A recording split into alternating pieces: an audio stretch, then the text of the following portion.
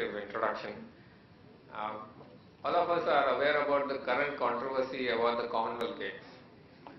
And every time in the newspapers or on television, you only see the footprints of dogs on the beds or the stains of the pan in the corner of the room.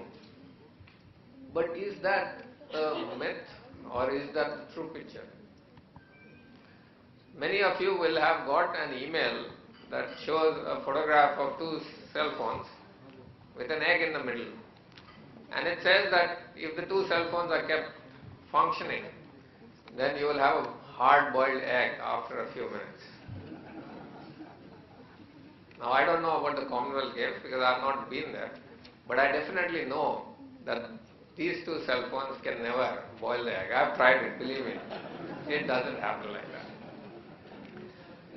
So that's why, there was evidence that was shown to you as to what is fact and what is myth.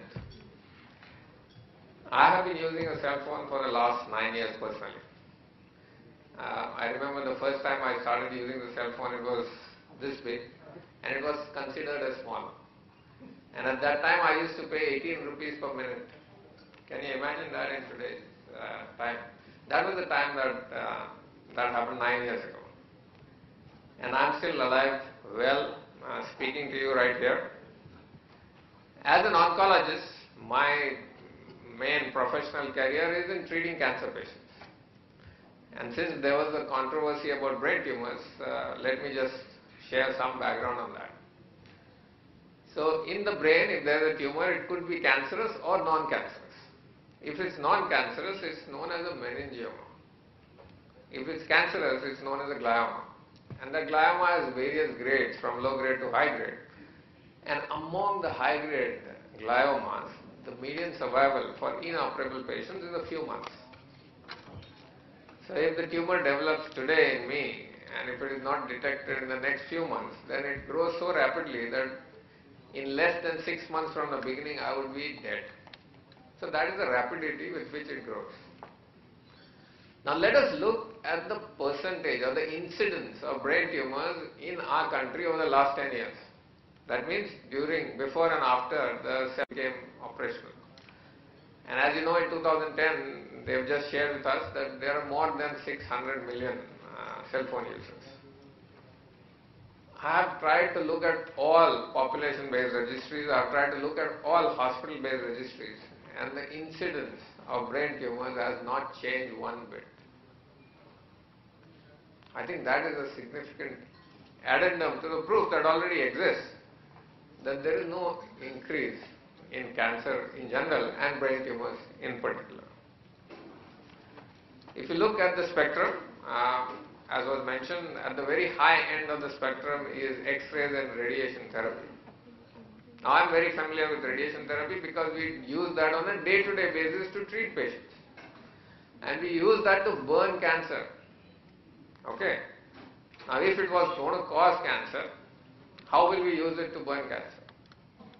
So it is able to target the tumor cells while keeping the normal cells intact and not harmed at all. And if you look at the difference in the spectrum between X-rays or radiation that we use for the treatment of cancer and the frequency at which cell phones work, the difference is 10 raised to 8. And 10 raised to 8 means there are 8 zeros as a difference between the two. That is the sort of ratio that distinguishes something that can harm or affect tissue and something that is not harming or affecting the tissue. So I am pretty much convinced that there is absolutely no evidence that there is actually harm in terms of damage to tissue and increased incidence of cancer by the use of cell phones. Now I am going to move on to another aspect. One of the things that I do deal with is dealing with disasters. And we are often the first responders to provide health services in a disaster-prone area or a disaster-affected area. So whether it is Kosi floods or Cyclone Aila or the recent floods in Leh, we were there in a matter of days providing healthcare services. And typically when we think of going to a disaster affected area, we are worried about communication. And therefore we also use satellite phones. So it's not just the usual cell phones, but we are also using satellite phones. Interestingly, in Cyclone Aila in West Bengal, after the tornado, there were 3,500 kilometers of embankment that was affected, and there was flooding. Millions and millions of people were affected. But to our pleasant surprise, when we were there on the ground providing services, the only communication that was working was cell phones. The towers that were provided and the generators that were provided were actually functioning, and we could communicate well, providing services and saving lives because of the functioning of it. So I thought that I would like to balance the myth about the harmful effects and the ground realities of how useful it has been to us while providing life-saving services during disasters in India.